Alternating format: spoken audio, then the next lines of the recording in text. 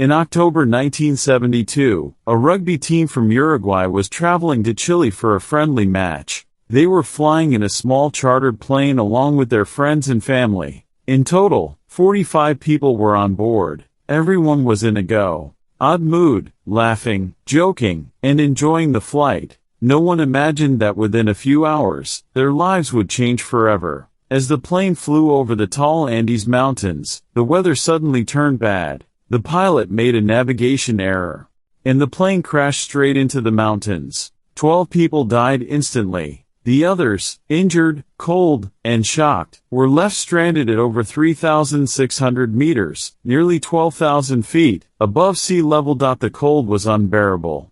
Hay had no warm clothes, no food, and no way to call for help. At first, the survivors believed that rescue teams would come soon, but days passed, then a week, and still no one arrived. Unbeknownst to them, the government had already stopped.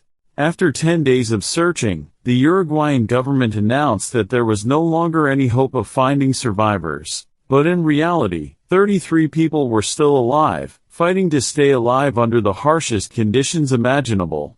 When their food finally ran out, they were forced to make an incredibly difficult decision. In order to survive, they had to eat the bodies of their teammates who had died. It was a heartbreaking and almost unthinkable choice, but it was the only way to stay alive. As time went on, the cold, hunger, avalanches, and illness claimed more lives. In the end, only 16 people survived. 2 of them, Nando Parado and Roberto Canessa, decided to leave the crash site and search for help. With no map, no proper gear, only a few pieces of clothing and a bit of food, they walked for 10 days through the frozen mountains.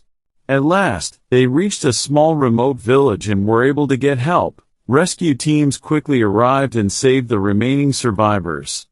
This whole story was based on reality.